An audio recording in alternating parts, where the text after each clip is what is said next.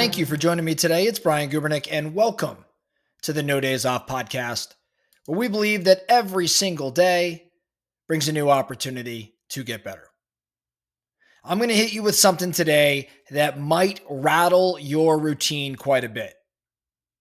You have been told that you need to snack. We've all been fed this line that you need to snack between your main meals, that you should eat every few hours to boost your metabolism or keep your blood sugar stable, to avoid getting hangry.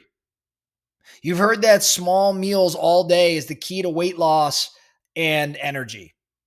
However, I am here to tell you that I think that that's a lie.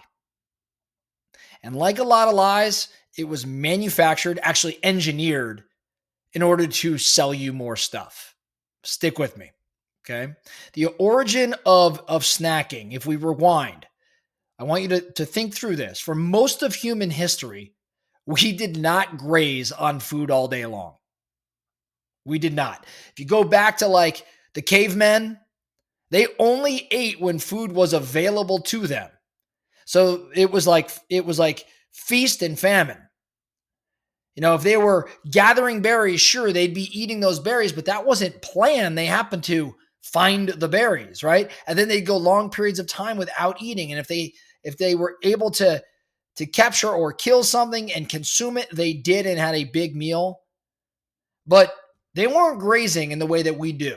They ate 2 to 3 meals. Historically, people have eaten 2 to 3 meals, usually spaced pretty far apart. Sometimes eating nothing at all. And today, snacking is this truly modern invention.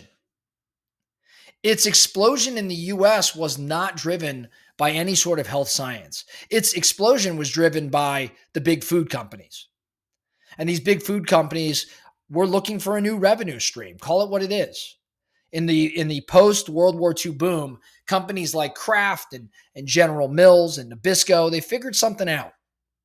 They figured out that if they could convince more people to eat in between meals, then they didn't just have to sell food, they could actually sell more occasions to eat.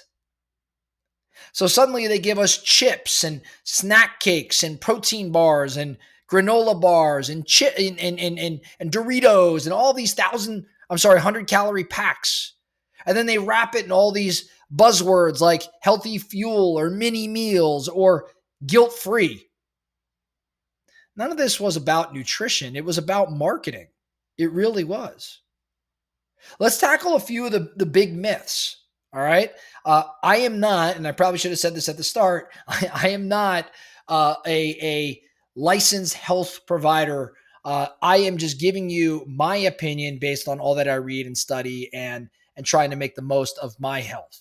So as I run through these myths, challenge them all you'd like. This is what my research has shown me. Myth number 1 is eating every few hours boosts your metabolism. I found that to be false. Studies from the British Journal of Nutrition shows that there's no measurable increase in energy expenditure from eating more frequently. Your metabolism doesn't really care if you eat 2 meals or 6, as long as your total calories are the same. It doesn't matter. It's a myth that it boosts your metabolism. I have personally experimented with this, and while it's tough for me to say my metabolism went up or down, I do look for how I feel. I do, eat small. I've tried smaller meals. I've tried bigger. I've tried it all. I've seen no measurable difference in my performance or how I feel. Myth number 2, smaller frequent meals help you lose weight. It's false. In 2015, there was a paper in the Journal of the International Society of Sports Nutrition that found no difference in fat loss between people eating 3 meals versus 6 meals a day, as long as calorie intake and protein were the same. The meal timing didn't matter either. The thing that mattered, discipline.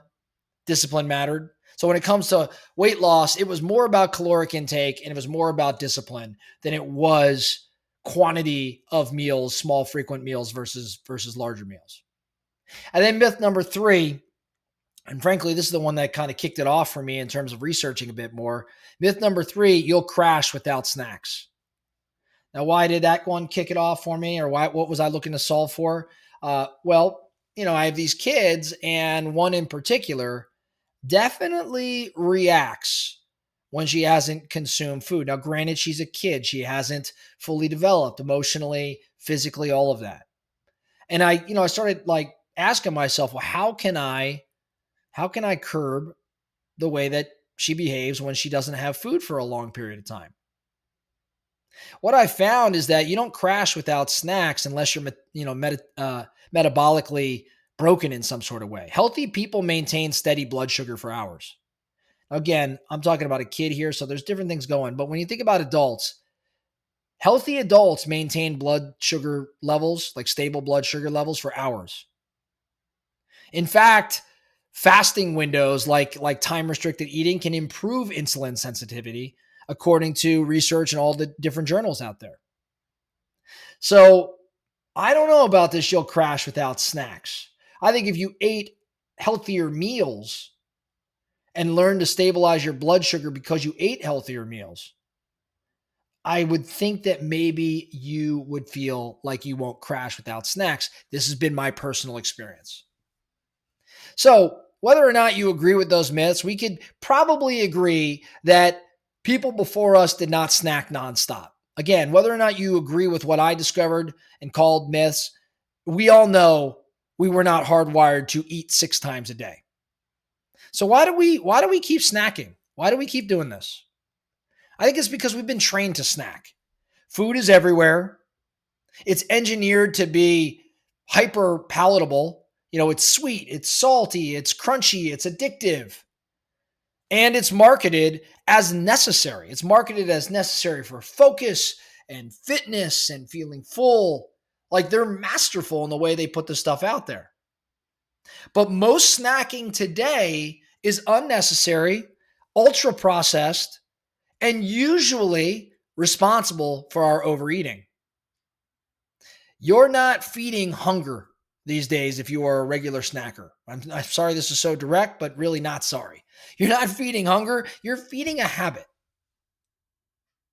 There's a real difference between snacks and meals. Now, to be fair, there are cases when snacking might make sense. If you're an elite athlete, you have high caloric needs, you probably need to snack. If you're a medical patient that has some sort of GI issue, maybe you need to snack. If you have kids that have smaller stomachs and rapid growth, like my kid, maybe she needs to snack. But for most of us, you don't need 6 feedings a day. You probably need whole meals, maybe a little bit more discipline, and enough space between them to let your body do its job, which is burn fat and manage insulin and create focus and recover. So as we wrap up, my final takeaway for today, snacking is just not a health strategy. I really, truly believe that. I think it's a sales strategy. And so what I want to challenge you to do, again, if you agree in at least a portion of what I'm talking about here today, that nonstop snacking is just not how we are wired as human beings to live, if you believe that, I want you to audit your snack habit this week. How often are you actually eating out of boredom? How much of it is real food versus packaged junk? And then lastly, what would happen if you stuck to just 2 or 3 really solid meals per day? I want you to track it. I want you to see how you feel. You might notice, once you get used to it, more clarity. You certainly will notice better digestion. I would bet everything in my pocket on that. And I think there's a good chance you might find an even leaner body composition without really doing much else. Because sometimes less eating, believe it or not, ends up being more living. Just trying to challenge the way you've been thinking a little bit. That's all I have for you today, the No Days Off podcast. Thank you so much for listening. And remember, every single day brings a new opportunity to get better. So let's get after it.